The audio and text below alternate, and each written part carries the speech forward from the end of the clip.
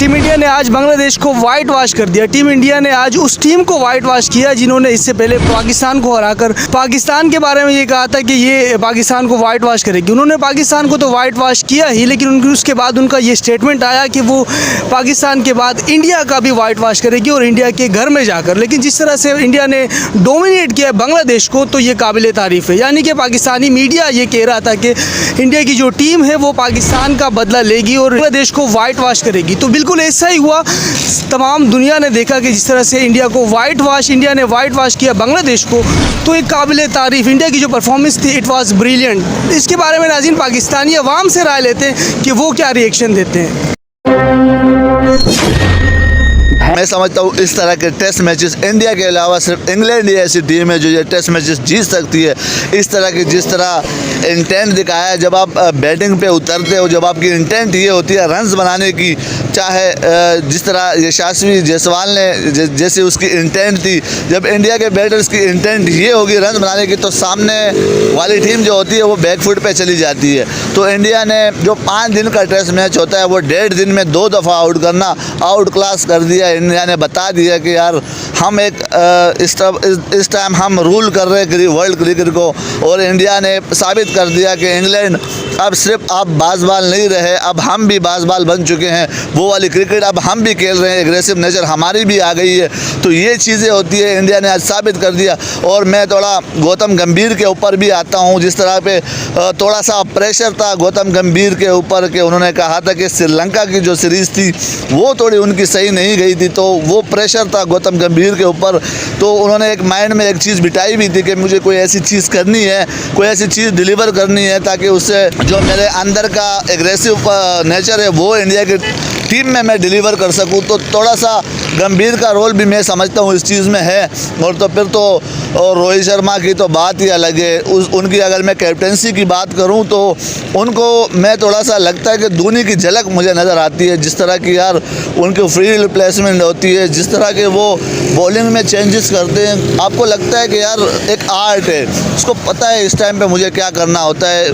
रोहित शर्मा की कैप्टनसी का मैं फ़ैन हो गया हूँ। जिस तरह से आपने टीम इंडिया की बैटिंग के बारे में यशस्वी जायसवाल को मेंशन किया और टीम इंडिया के बारे में कहा कि गौतम गंभीर के आने के बाद टीम इंडिया की जो स्ट्रेटजी होती थी उसका डायरेक्शन बिल्कुल चेंज होता दिखाई दे रहा है। इस हवाले से मैं अगर आपसे पूछूं कि टीम इंडिया के बारे में पहले सोचा जाता था कि टीम इंडिया की जो है वो बैटिंग जो है वो 60% है और बॉलिंग उनकी 40% है, लेकिन अब कुछ अरसे से ये दिखाई देने लगा है कि इंडिया की टीम जो कि पहले बैटिंग पर निसार करती थी, बैटिंग पर डिपेंड करती थी, अब वो लेवल उनका बॉलिंग के साथ लेवल हो चुका है। यानी कि इक्वल उनकी बॉलिंग है और इक्वल उनकी बैटिंग है। अब इंडिया की टीम जो है वो पहले से ज़्यादा खतरनाक होती हुई दिखाई दे रही है। इस हवाले से आप क्या कहेंगे? जी बिल्कुल, पहले तो हम इंडिया को देखते थे कि वो एक बैटर्स पैदा कर रही है, सचिन तेंदुलकर, राहुल द्रविड़, वीरेंद्र सहवाग जैसे प्लेयर्स उन्होंने पैदा किया, तो बॉलिंग के लिए बहुत कम जानी जाती थी इंडिया। अब तो मैं हैरान हूँ, उनके पास बॉलिंग के भी इतने ऑप्शन आ गए कि अब तो हम पाकिस्तानी बॉलर्स को भूल गए कि 150 क्या चीज़ होती है, वो तो इंडियन बॉलर ने बता दिया। बुमराह, सिराज, अर्शदीप, आकाशदीप, अब तो मयंक यादव ने एंट्री डाल दी। तो अब तो हारिस रऊफ़ और नसीम शाह को भूलना पड़ेगा, शाहीन को भूलना पड़ेगा। भाई मयंक यादव आ रहा है, अब तो भाई सो जाओ, अब आपका काम तमाम हो गया। तो मयंक यादव आ रहा है और अब सारे पीछे हट जाओ। अब मुझे जिस तरह की उस लड़के में टैलेंट नज़र आया है, जिस तरह की वो देखो, ऐसे जब इंडिया कोई बॉलर पैदा करता है ना, इंडिया जब इन्वेस्ट करता है किसी प्लेयर पे, तो वो प्लेयर जो होता है ना वो पे बैक करता है इंडिया को, वो कंट्री को लाजमी डिलीवर करके देता है। पाकिस्तानियों की जो सोच होती है, अनफॉर्चुनेटली मुझे बहुत दर्द होता है, बहुत दुख के साथ ये कहना पड़ता है, एज अ पाकिस्तानी हम वो कौम है ना कि हम सिर्फ अपनी ज़ात का सोचते हैं। इसलिए नहीं कि यार मेरी वीडियो कोई देख रहा है, बहुत दुख होता है कि हम सिर्फ अपनी ज़ात का सोचते हैं, जिसकी वजह से देखें शाहीन ने 151 पे बॉल की थी लास्ट 2021 के वर्ल्ड कप में। हमें लगा भाई शाहीन के पास तो पेस भी है, क्या स्विंग है यार, क्या अंदर लाता है डिलीवरी, जैसे ही वो अपनी इंग स्विंग बोलता है, बॉल डालता है तो बैट्समैन के पास तो जवाब ही नहीं होता। अब उस अंदर लाने वाली डिलीवरी का हम क्या करें जब आप 135 पे फेंक रहे। 135 तो आजकल बैट्समैन को मजाक लगता है कि जैसे हम बच्चों के साथ क्रिकेट खेल रहे हो 130 135 तो क्लब क्रिकेट की बॉलिंग हो गई है। तो आजकल पेस भी मैटर करती है, जब आपका पेस ही गायब हो जाएगा। मैं तो हैरान हूँ, जब लैंड ऑफ पेसर्स कहा जाता था पाकिस्तान को, तो अब तो उल्टा इंडिया बॉलर्स प्रोड्यूस कर रहा है। जिस तरह से आपने 135 kph की स्पीड की बात की, तो इंडिया के पास इससे एक अच्छा भुवनेश्वर कुमार को अगर हम याद करें तो यानी कि उनके पास स्विंग भी था, यानी कि 135 पे जब वो बॉल डालते थे तो उनका स्विंग काफ़ी ज़्यादा था, तो उसको टीम में उसकी जगह नहीं बन पा रही। अब दूसरी तरफ अगर हम देखें इंडिया की फील्डिंग के बारे में अगर हम कहें तो आई थिंक इंडिया की फील्डिंग भी काफ़ी बेहतर होती जा रही है, क्योंकि एशिया में इस तरह की फील्डिंग आपको कहीं नहीं मिलती। जब आप इंडिया की टीम की फील्डिंग देखते हैं तो आपको लगता है कि यार ये कोई अगर यूनिफॉर्म उनका किट चेंज किया जाए तो ऐसा लगता है कि न्यूजीलैंड वाले या ऑस्ट्रेलियन लगे हुए फील्ड कर रहे हैं। इस हवाले से आपको क्या लगता है? देखिए, catches win matches. Rohit Sharma का कैच, मोहम्मद सिराज का कैच, यशस्वी जायसवाल का कैच, तो जो इतने बेहतरीन कैच थे ना, तो ये जो ऐसे कैचेस होते हैं वो मैचेस विन करवा के देते हैं और फील्डिंग बहुत बड़ा रोल अदा करती है। आपने आज देखा होगा मोमिन अल हक को, एक जडेजा को पीछे खड़ा किया रोहित शर्मा ने, तो वही फील्ड सेटिंग काम आई और वहीं पे उसने कैच दिया और बैट्समैन धोखा खा गया। तो ये चीज़ें होती है फील्ड सेटिंग में, कितना काम लाती है। इंडिया के जो भी फास्ट बॉलर या फील्डर्स हैं वो बेहतरीन है। जिस तरह से आपने एक्सप्लेन किया इंडियन फील्ड्स के हवाले से, यानी कि पाकिस्तान को क्या करना चाहिए कि उनकी फील्ड जो है वो काफ़ी इम्प्रूवमेंट ला सके।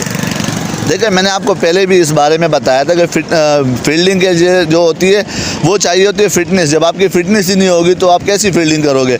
अब जडेजा की मिसाल मैं आपको देता हूँ। जडेजा किस रनअप के साथ, मतलब कैसे वो दौड़ता है, चारों तरफ आपको दिखाई देता है किस तरह के वो रन आउट्स करता है।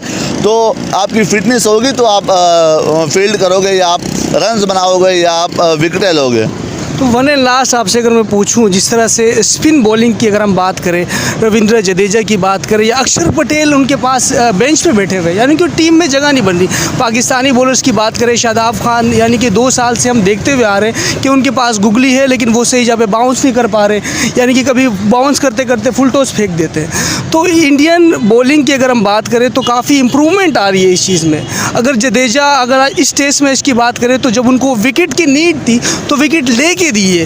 तो ऐसी चीज़ें जब होती है, जब आपकी टीम वर्क स्ट्रॉन्ग होती है, यानी कि आपका जो डायरेक्शन आपको पता होता है कि हमें मैच कब जीतना है, कब कौन सा बॉलर काम आएगा, तो स्पिन बॉलिंग के हवाले से आप क्या कहेंगे? जी बिल्कुल, देखिए जिस तरह का इंडिया का बैकअप है, मुझे अब बताया कुलदीप यादव आपके पास हैं बेंच पे, वरुण चक्रवर्ती है, युजवेंद्र चहल हो गए, तो इतनी सारी क्वालिटीज़ है। मैं अनफॉर्चुनेटली मैं ये कहने पे मजबूर हूँ कि हमने सिर्फ शादाब खान को ही खिलाया कंसिस्टेंटली। शादाब खान के अलावा हमने कोई लेग स्पिनर रेडी नहीं किया।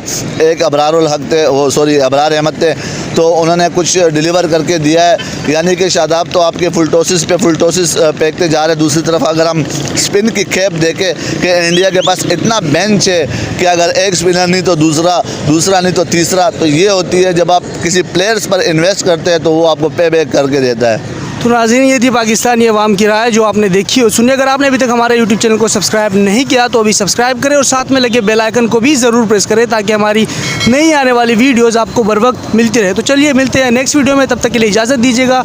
अल्लाह नेगेबान।